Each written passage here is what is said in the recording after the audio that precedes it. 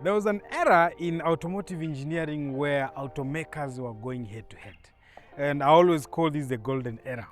Najua sasa hii grow the younger generation, the Gen Zs. This is something that you might not relate with, but let me tell you, the 90s all the way to 2000, 2010, automakers were going head to head. This is an era where guys were making cars that will last forever. Like engineering was top notch. And remember, in the time, technology was really much advanced. Okay, so most simulations were being done the old school way. You know, the technology was not where we are today. Right now, you guys are ahead with technology. Simulations are being done with computers. And so the car that we have today, it's those kind of cars that were designed when cars meant something. And it will prove you right or wrong if you don't agree with what I'm saying by me showing you what exactly it is. And what is this? What is this car? This is a car that has had its own fair share of hype. But the question is, does it hold up the hype? And this, ladies and gentlemen, boys and girls, is the 12th generation of the Toyota Crown. This is what we call the S180.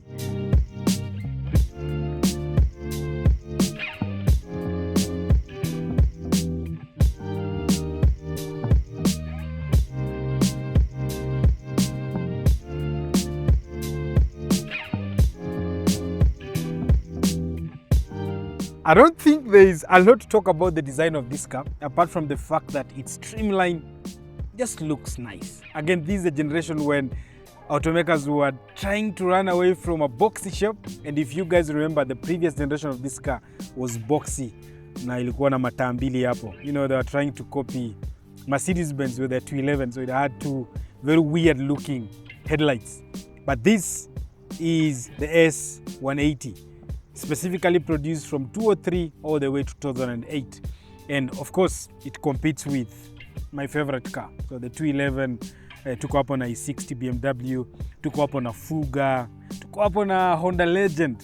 Very interesting car. If you haven't watched the review of that car, link iko hapa juu, go watch it. So this was the era when guys were making cars that would just function and give you pure reliability at the same time.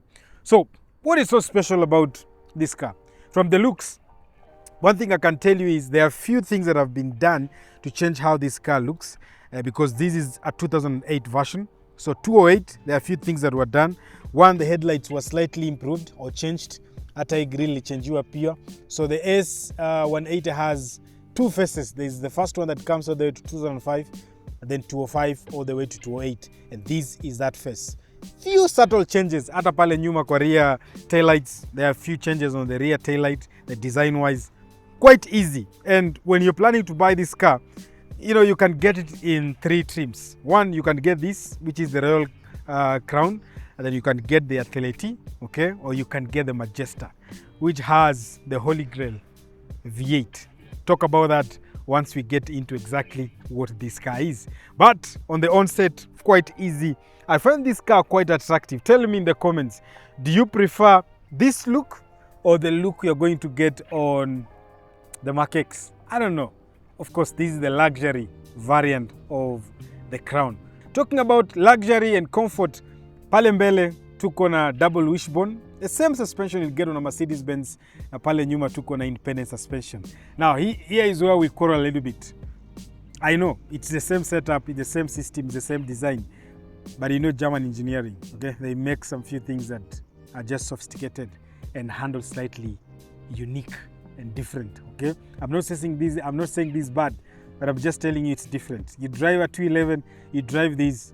It's just something about these two cars that is different, okay? Even though they compete against each other. Coming back to the design, I find it quite longer. That is something that I really appreciate about this. If you're comparing with the competition, I don't know. Does the Fuga get here? No, I think it smokes the Fuga. Even in terms of length, just look at how long that car is. And coming back to the rear, of course, two exhaust tips. And if you see two exhaust tips, there's something unique about this car. It means iko na V6. Na huku nyuma, kila exhaust tip inakuja na line yake kutoka mbele, which is quite unique and special. Look at those rear taillights. Again, this was a refresh from 205. So they look very nice. And the options of these that come with LED, I believe this one is LED, right? Let me just, yeah, those are LEDs at the lower part, and then the reverse light and normal bulbs. Let's look at how practical this car is. Let's open it from the front. So the first thing, you can see just like Mercedes-Benz, they have a button here, but Mercedes-Benz iko hapa ndani, the 211. So you press that button, and then your boot comes open. And then here, it reveals a very huge practical boot space. Look at that. The unique thing about this, and something I find very nice about this, is the fact that it's slightly wider at the tip, okay? And number two, it's also wider. See, iko na pocket. I think you can fit up a 90 kg bag of maize. Yeah, for those guys who come from Western, Kisii and whatever. Very easy, very interesting. Something I like, again, you have like a triangle hapa. Remember, guys who own Mercedes-Benzes, you have like a triangle fitted here as well. I think there was so much these guys were doing in terms of just copying each other during this era. Remember, each time watu wako wanafanya a lot of R&D. You'll see what works on the other car. Try to make it work on yours. That's how people survived, okay? So tell me, what do you think about the design of this car from the rear? Let's all agree, when it comes to design in this category, yeah, the 211 smokes all of them. Yeah, 211 smokes all of them. There's nothing you can tell me about that. I own one, so I know. Smokes all of them. Let's look at what is under the hood before we talk about the technologies that we find. And as we look at what is under the hood, I believe this is the moment where I'll take to just give you the different trims that you get when you plan to buy this variant of the Crown. So I told you, if you're going for luxury and comfort, you buy the Crown Royal, okay? If you're going for a bit of sporty and athleticism when it comes to driving, then you buy the Crown Athlete. The difference between those two is both in the interior and on the suspension and even the engine. And we'll talk about that when you tackle the engine and what is under the hood. And then if you're the big boy and fuel economy is not your problem, you want to combine luxury, a statement, then you go for the Majesta, which comes with a 4,300cc naturally aspirated V8, okay? But for now, let's check what is under the hood of this particular Crown Royal. What exactly is this engine? Normally, when you're buying a Crown, the first thing that comes into your mind is, I'm getting a 4GR, 2,500cc of engine displacement. Well, for me to explain to you why this is not your 4GR, I have to go to this car plate that the manufacturer puts on the car. This is something that you need to know about anytime you're buying a Toyota, because it will give you a lot of information. Number one, there is a frame. So this is what we call the GRS 182. I'll tell you about the other two because you have two more other. And then that is your chassis code. And then the engine code is here. So this is the 3GR FSE. Okay? Now, turudi hapa mbele tuongee juu ya what does that mean. So the 3GRS 182 is the medium level in terms of engine displacement and power. And that means that what you get here is the 3GR. Now 3GR is 3000cc V6, okay? Chini ya hapo uko na kitu inaitwa GRS 180. That is the base, that's where you start from. And that is what comes with your 4GR. Chonjo, your 4GR inakupatia 211 HP. Now this being the medium level, what does it give you? It gives you 256 HP. Quite interesting, quite beautiful. Now, it doesn't stop there. Above that, we have what we call the GRS 184. Now, the GRS 184 comes with what we call the 2GR. Unajua watu wa Toyota wakutaka kusumbua watu na engine naming. So, uko na 4GR, uko na 3GR, alafu uko na 2GR. Now, 2GR is a 3500cc V6. And that one, boys and girls, is what will give you 311. And that is what you get when you buy the Crown Athlete. Kwa hii platform ukibuy Crown Athlete, unaipata na 2GR. Hiyo inakupatia 311. In fact, it's the sportiest. It's the most, aggressive of the lineup. I know you guys are asking me, but Ibra kuna V8. kuna V8 on this chassis, on this generation. The V8 on this is called the 3UZ. Bado tujafika 1UZ. So ilikuwa inaitwa 3UZ. 3UZ ya hii gari, it's a V8, 4300 cc of engine displacement petrol, but inakupatia only 285 HP. I don't know why they gave a big engine such minute or small power. I don't know. You tell me in the comments, what do you think? But if you're buying the Majesta, the most luxury with the biggest engine, then you only get 285 HP. That makes the 2GR the most powerful, the most sporty, the most aggressive to drive. Perfecto. Paired to this engine, again, is what we get as a 6-speed ISIN transmission. Hapo nyuma iko na ISIN transmission. Remember, hii gari ina pull na nyuma, okay? So you're not getting a front wheel. You can get it in a configuration, a 4-wheel configuration, or a rear wheel drive. And this particular one is a rear wheel drive. So that is epic and awesome. 6-speed auto. In other markets you can get a 5-speed auto, but kutoka Japan tulipata 6-speed auto kama standard, which is interesting, which is nice. And that 6-speed auto is courtesy of ISIN. ISIN have been working with the Toyota for so long. In fact, it's actually a subsidiary of Toyota. You know, like Daihatsu is a company that belongs to Toyota, and Toyota doesn't tell you about them.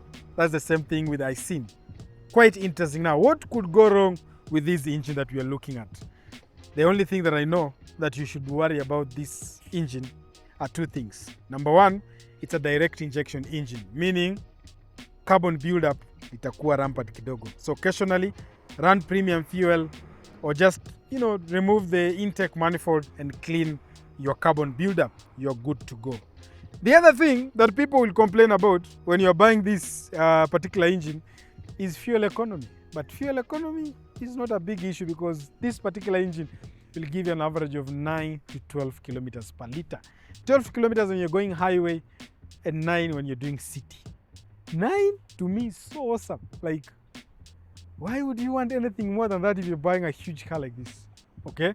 So people who complain about kilometers per liter ya Crown ni watu ulikuwa inafaa nunue ka Vitz ama kagari ka 1000cc, na kwa sababu budget ya hii gari ikaweza, cause hii gari, the guys who've given me this car to review are Croton Motors, and they're selling it at 850. Budget ikaingia ya Crown, wakanua Crown, but initially ilikuwa wanunue nini? Wanunue Vitz ya 1000cc 1KR, cause haka takupatia fuel economy ya 15, 16, 18 kilometers per liter, and then wakaanza kulalamika mambo ya fuel economy. But if you're buying the Crown for what it offers, for what it does, trust me, 9 to 12 kilometers per liter is epic fuel economy. Epic fuel economy. But let's go into the interior of this car and exactly check out what makes this car special and define how well put or how awesome is the Crown S180.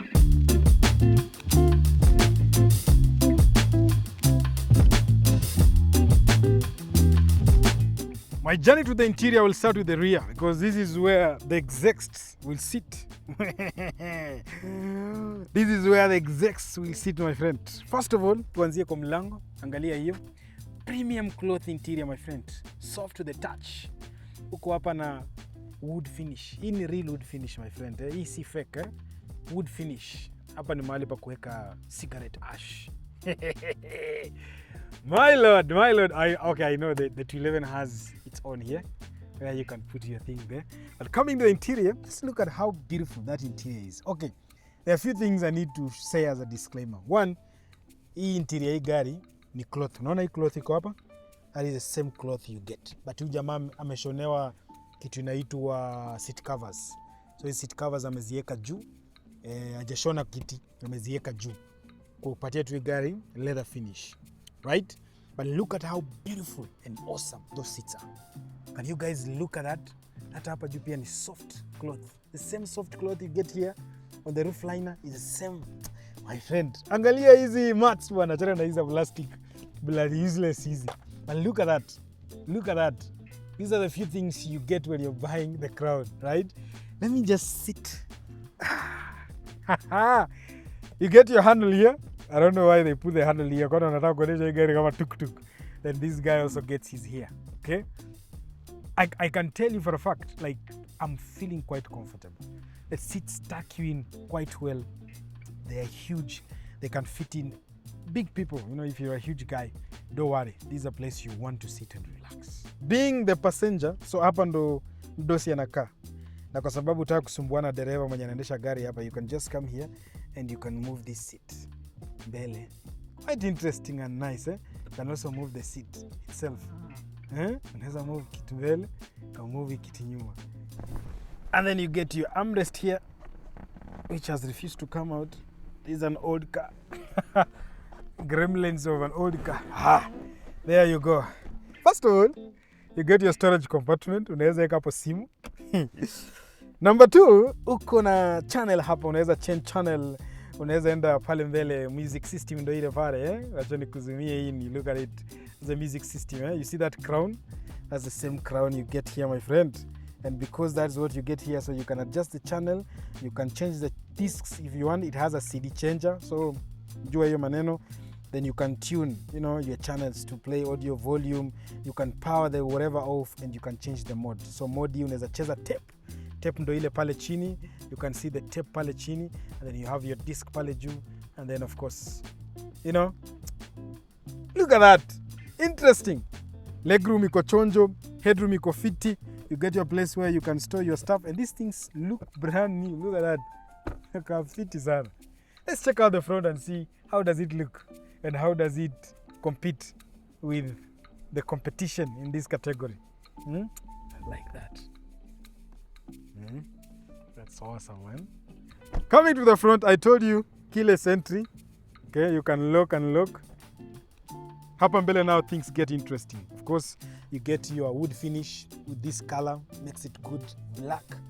Electric switch hapo, hii ni ya kufungua boot nilikuonesha. Very nice. They copied this from somewhere, you know where.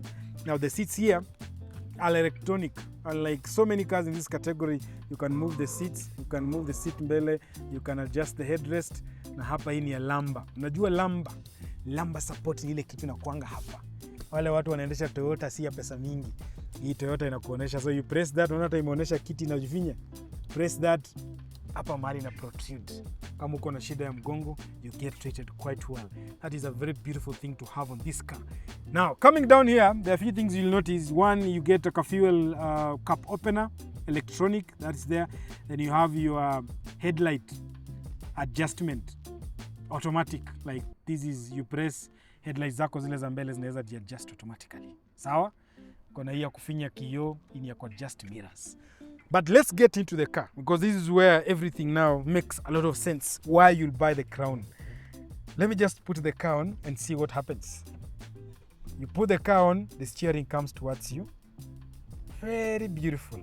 Let me put the car off again so that you guys can see. The steering goes up and goes down. Okay? In 2005, you could actually adjust this electronically. You could adjust this electronically. Neke, multifunctional, of course. Volume, nini, your phone calls there. You can actually speak, voice command. Interesting. So let's talk about what you get here. Number 1, storage compartment. Of course, hii armrest yako iko hapa, but hii armrest iko so special because you can move it. If you are a shorter guy na umekaa hapa mbele, you can move it. If you are a taller guy and you've adjusted your seats way far, you can move it further. You have your storage compartment where you have put the key. Then you have another storage compartment hapo. Then hii pia unaweza inua kupatia very huge storage compartment hapo chini. You have 2 cup holders, very interesting. And nimeweka hapo chupa yangu hapa. Uko hapa na ashtray ya dereva, ya 12 volt socket. You have your tape. Watu wanajua tape ile kwenda zungushwa hivi. Then you have your CD, and then you have your multi infotainment screen. Very beautiful, right? Now let me show you something that I love about the Crown. This is something that is unique and special to the Crown. Now if you know the Crown, they have this thing called the swing. Nice swing. So if I put my AC on, just look at what these things will start doing. Naona AC nimeweka auto. See? They start moving. Come again. There you go.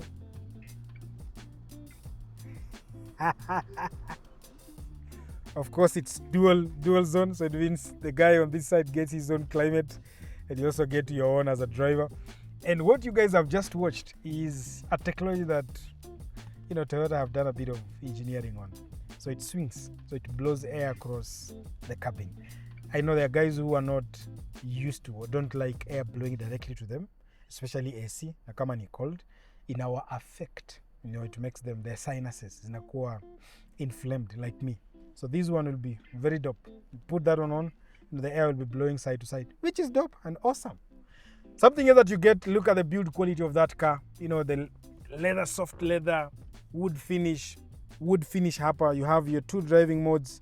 You have your snow if you are tackling, your slippery or sandy areas. Then you have your power if you want to push this car to the maximum power.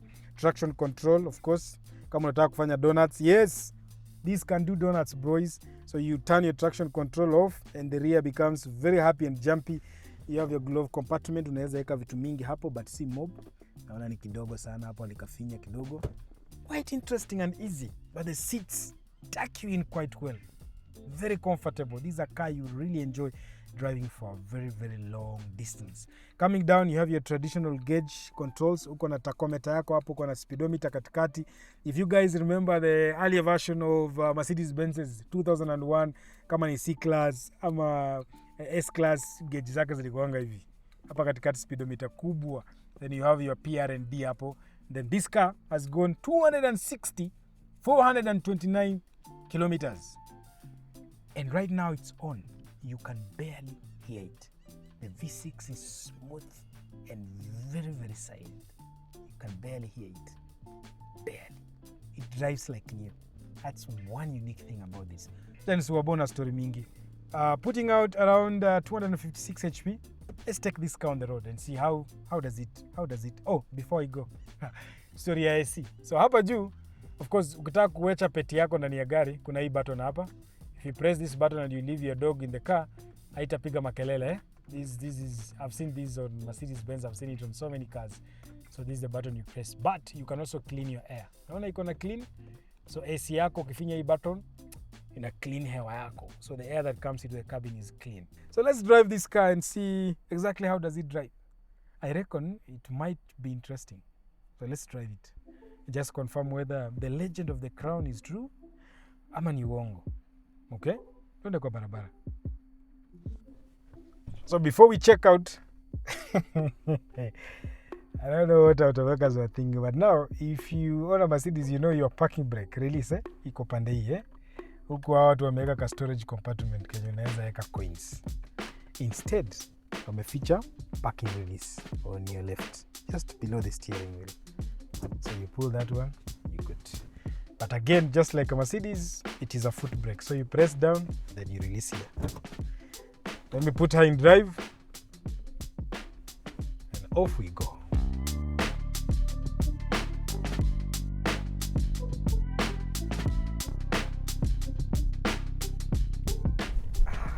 Yes.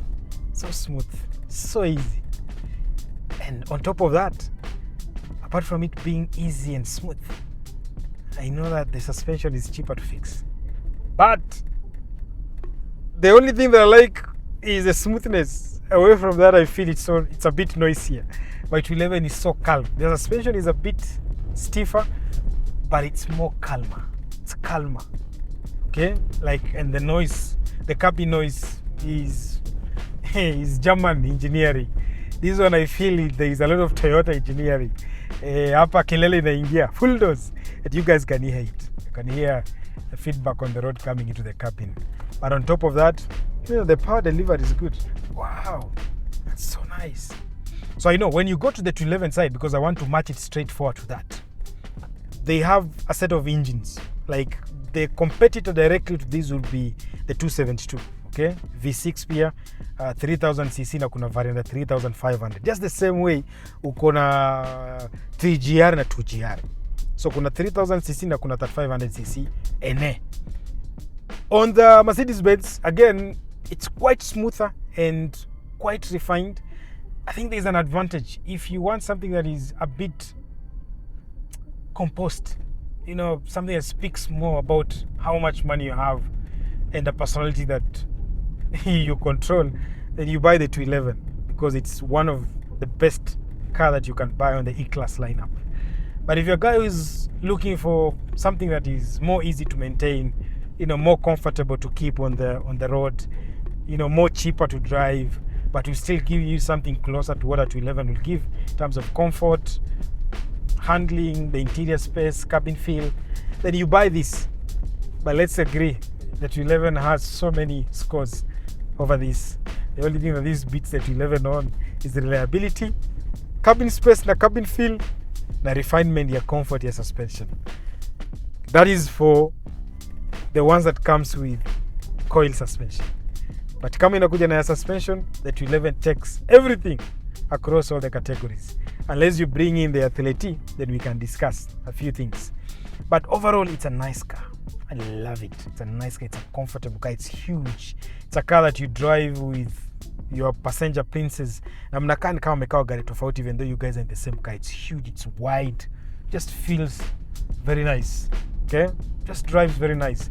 I'm going to put down my feet and just see how, it spins up.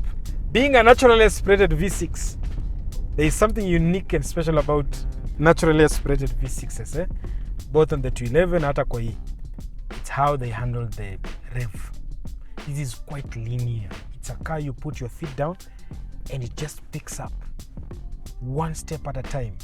Easy and smooth. You don't get the jerks. The only jerk you get is when it's switching gears. But kila kitu, yani rev inaenda tu na speedometer just goes up. It is quite nice and interesting. Look at that. Picks on when it starts going, it just keeps on going. It doesn't give you that kick of a turbo, but it goes. And the speedometer moves, like gari kwa fiti. 80. 450k? Look at that. Yeah, it pulls. Watu wa makeks niambie, between hii na makeks gari inakimbia sana. Of course, there is something that we need to talk about, which is weight. So if the Makex is lighter, it might nyama this one. I saw guys saying that the Makex variant of this is more faster or drives faster than this one. I don't know. Tell me in the comments. I don't know.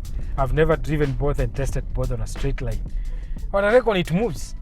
The 2GR moves. 6-speed auto is quite good hands-on. It handles good as well. These are corner. Yeah, not bad. Very nice and smooth. Yeah, the body roll is huge. This is where the 211 takes it. The body roll is huge. When you put your feet down, she excites. Yeah, I'm 100. And the brake is quite nice. Quite good and spot on. I don't know. I'm beginning to like Toyotas. Oh, save me from this. So let's talk about price and competition before I do my outro. If you're buying this 850 2005, you buy the same category of your Mercedes-Benz, you'll be spending anything above 1.2, 1.3, because ukipata 272 imelindwa fiti, hiyo ni E280, because that's what will match spec to spec with this. If you're lucky enough, maybe 1,100,000.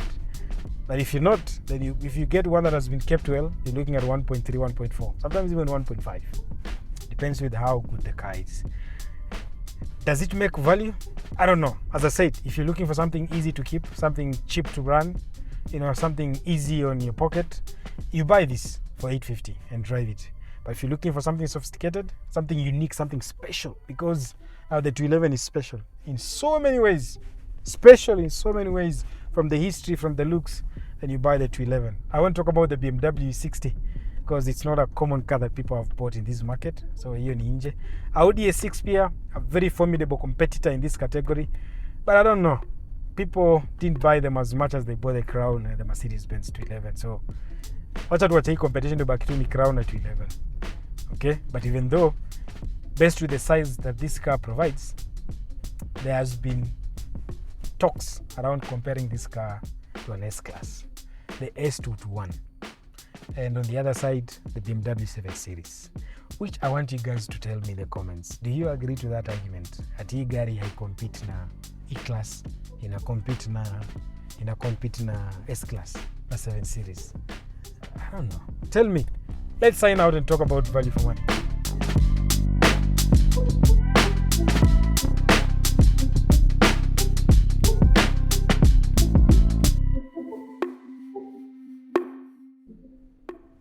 does it make value for money to buy the S180 Crown 12th generation for 850,000 Kenya shillings? And my answer is absolutely yes. What you get here is a lot of reliability. What you get here is a lot of comfort and cabin space. What you get here is peace of mind, and of course also superior drive quality, especially if you're doing long distances.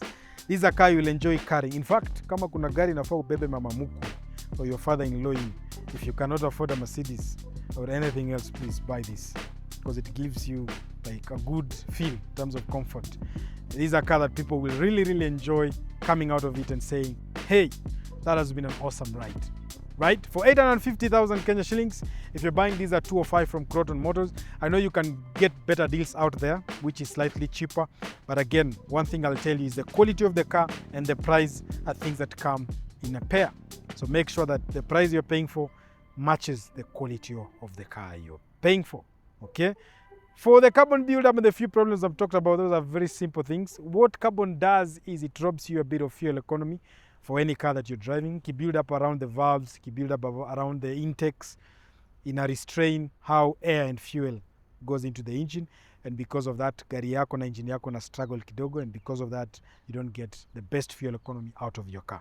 So occasionally you clean it, run premium fuel, na hiyo fuel economy 9 to 12 kilometers per liter, unless unataka kununua kadudu, please. That is awesome fuel economy for the Crown. So buy it. Buy it. It's an absolute value for money. Can I buy it as a first car? Yes, if I have the money to fuel it. This is a perfect first car option. Like, what else do you want? Bye-bye. See you. I've been your host, Ibrahim Toloi, and you can follow me across so many pages that still have the same name as what I've said. Ibrahim Toloi across all the pages. If you care enough, I share very interesting content. So go there, give me a follow, give me a comment, tell me what you think, and which other car do you want to see next on this channel. Bye-bye, and have a lovely day.